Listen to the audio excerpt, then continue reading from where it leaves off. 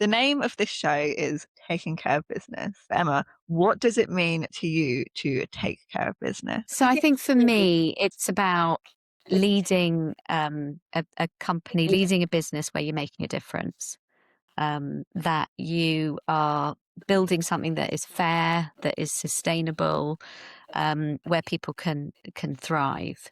And it really goes back to some of what we were talking about before, actually, in terms of, for me, you don't normally associate the word caring with business, or take care with business. But I think this is one of the paradoxes that we need to hold as leaders, in that, yes, we need to ensure high performance. We need to ensure, that we're building successful businesses. But at the same time, we need to make sure that we're connecting as humans and we're providing that compassion for the people that work with us. What does it mean for you to take care of business? I think for me, the word, and it's actually my word of 2026, it's living in alignment each day with a sense of fulfillment and understanding that, like, I don't want to categorize like work as work, and that we spend about a third of our life, don't we, at work? Typically 8 hours a day. And I think for me, it's supporting my body and my team and my business so that work still is in alignment with me prioritizing my health and not sabotaging my health. And I get that sense of fulfillment every day. So I'm showing up in my work, my personal life, feeling, fulfilled. And I think can talk about like doing all these health routines and habits, and like the biohacking world has gone mental at the moment. And people are actually getting further and further away from honoring what brings them joy and fulfillment every day. And this is why I don't even like the word like routine. I'm like, do something that feels like a ritual that feels good and bringing that into my daily life as much as I can. And it's something that I've been teaching one-to-one clients lately is we've been like brainwashed, I think, a bit around like having the perfect morning routine and the perfect evening routine. But what about the bit in between? Yeah. If the bit in between feels like chaos, it doesn't matter how perfect that meditation is in the morning or that breath work before you go to sleep at night, you're going to still be living from a state of high stress and dysregulation. So, what I ask clients to do throughout the day is check in with themselves. When you have that 5 minute break from emails, typically mid morning, midday, mid afternoon, don't use it as 5 minutes to doom scroll on Instagram. Be present. Sit there with your coffee or your lemon and ginger tea, or take 5 minutes and 5 deep breaths outside. And I think it's understanding that whether it's work, personal life, I feel what a lot of people could really benefit from doing for 2026 and beyond is living more in the present. And there's that wonderful layout house saying that saying if we live in the past, we live with depression. If we live in the future, which I think so many people are doing now, we live with anxiety. That's why anxiety is such a buzzword, because we're always living in the future and forward projection of where we need to be next and what we're going to be doing after that. But people who live in the present live at peace. And honestly, like, you go for lunch with friends who are present in the moment with you, the energy is so different. And I try and bring that into the workplace as well. So whether I'm at the gym, which is like a more personal like thing, or I'm taking a walk on Hyde Park, or I'm at my laptop or in a meeting, presence to me is what really, really brings me that sense of fulfillment and calm within my nervous system. Yeah. I Yeah. love that. It actually reminds me of a book that I'm reading by Eckhart Tolle, Yes, yeah, yeah. Power of What book is Now. it? Yeah, Oh, the The Power of Power Now. of, yeah, There you go. Yeah. Power Pe of the Now. Well, and I always say, being really transparent, we can take all the supplements in the world, but if we're constantly living a state of anxiety, and this was me to a T, I was probably like the textbook example of this, because I had a career over a decade of constantly having to go from appointment to appointment, driving 1,000 miles a week. Even when I was sat in that appointment, I was thinking, God, I hope this finishes in 10 minutes because I've got to leave for my next appointment, which is 2:30, which I don't want to be late for. So you're constantly living in that state of forward anxiety that is keeping your nervous system depleted. And your days go so much slower when you take yourself out of autopilot throughout the day and get into that present moment. And I call it the anchor. That anchor, I say to clients, we sometimes need something tangible for that anchor. So I will say to my clients, mid morning, midday, and mid afternoon, it sometimes has to be something tangible, like a book, a drink, a lunch. Be present with that. Check in with yourself. Do 3 deep belly breaths. And I honestly think that the people at marketing this, because there's no money to be made from it. I can make money from selling an infrared sauna or a vagus nerve stimulator.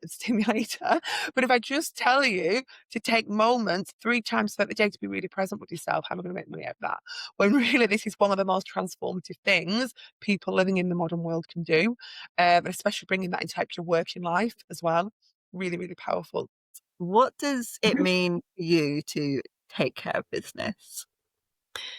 Yeah, and I was sort of reflecting on this, and I think, what is business? Business is actually your relationships, and that's your relationships internally with your colleagues, and it is your relations externally with your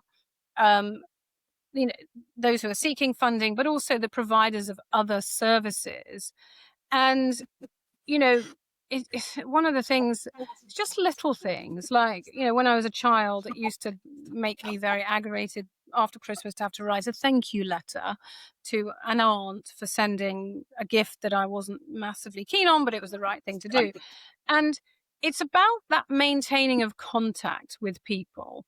So, doing the follow-up every time you have met somebody and remembering a fact about them that you can reference in that note, so that they go, oh, it wasn't just that was lovely to see you, hope to see you again soon. It was like you've stuck a bit more in their mind because you've shown you were listening and you've remembered a fact about them. And then if you see something that's interesting that relates to them, you follow up. But, oh, I saw this and I thought of you. And it is that that's taking care of business, right? It is showing people that you're thinking about them. But taking care of business is both the internal and the external.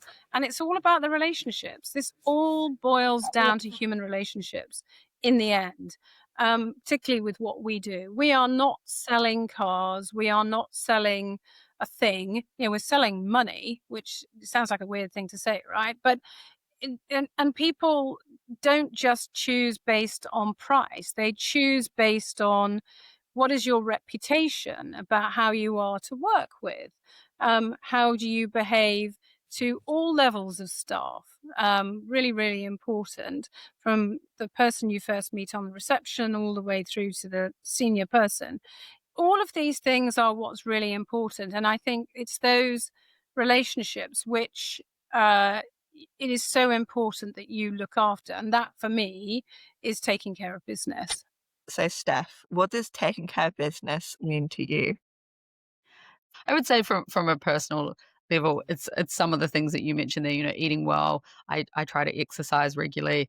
After this podcast, I'm going to go for a big long walk and listen to a podcast and just fill my mind with good, healthy thinking. So I love to do that. I love to be, learning, listening to things.